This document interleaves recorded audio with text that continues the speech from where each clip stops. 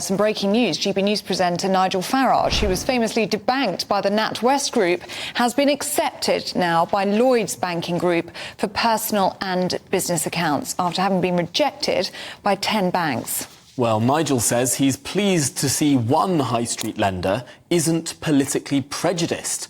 Well, we can go live now to Nigel Farage for his reaction. Nigel, thank you for joining us. This has been a saga and a half. How did we get to this point? Well, I'm afraid that what's happened over the course of the last few years is that our corporate world has become increasingly politicised. The D&I agenda, the diversity and inclusion agenda, and banks and other organisations signing up to some organisation called B Corp. And unless you agree with their woke philosophy, you are very much in danger of being debanked. And that's exactly what happened to me. The shock, really, was that when I was told that my accounts were closing, the shock was to spend so many hours and face-to-face meetings talking to other high street banks, private banks in the country, and to be rejected by 10 of them. I mean, I'd virtually given up. I was at a sort of point of despair, thinking I'd been cancelled as a person. But I'm pleased to say that a friend of mine who runs a banking advisory service called J9, he got in touch with me and said, I think I can help. I said, well, you're probably wasting your time. But no, I went and met with Lloyds, and they were very clear that they do not judge people on their perfectly legally held political opinions. So I'm very pleased they've opened up bank accounts.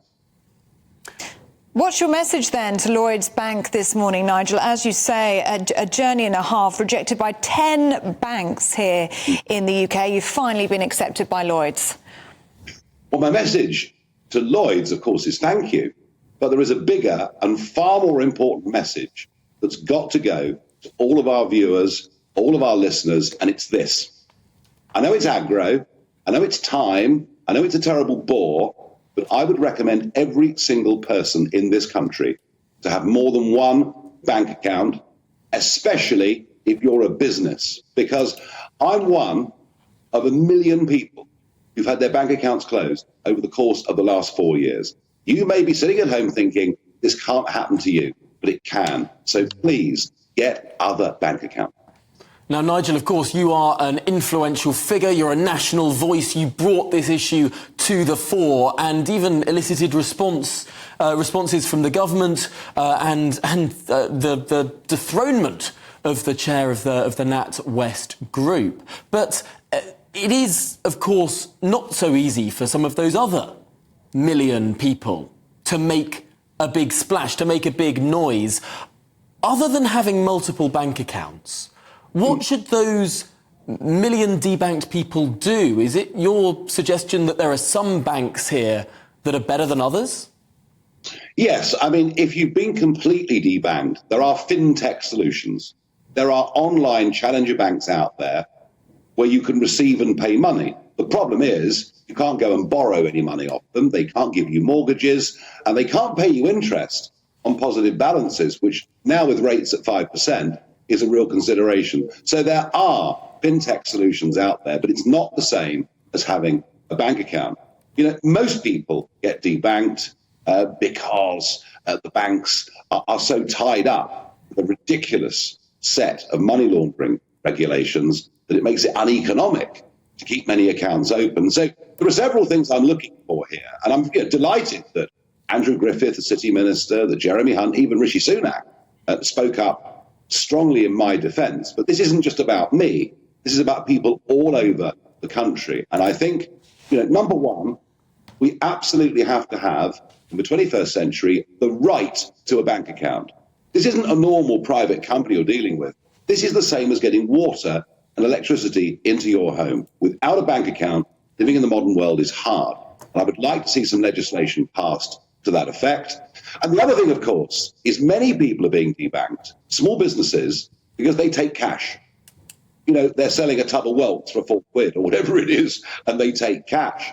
And increasingly the banks don't want cash. And that's where I think the GBNews campaign, the Don't Kill Cash campaign, which got 250,000 signatures very, very quickly, and which I was very honoured to present to number 11 Downing Street on behalf of our station and our viewers and listeners. Cash needs to be kept. And there are many other things in terms of looking at this money laundering regulation. Do you know, for every £1 that's been recovered of laundered money in the UK banking system, the compliance cost of the industry is £100. And as a result of that, many people are losing their accounts.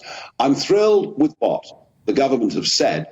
They've got a year left in office. They now need to do something and kick the FCA, the regulator, very hard into action.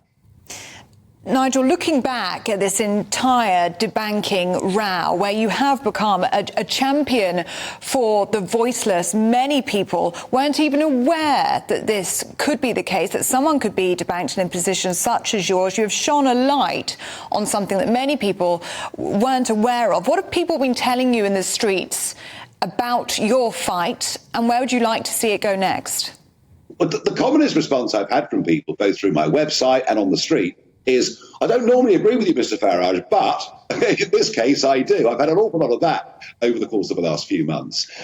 Look, I think it is really important.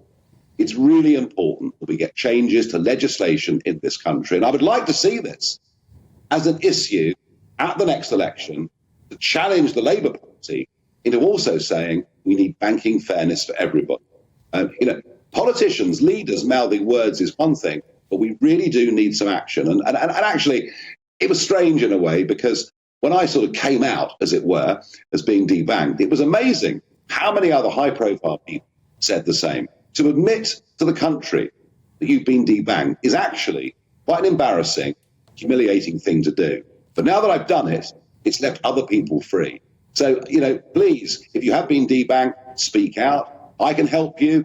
I've got a non-profit website, accountclosed.org. If you've been debanked, come to me.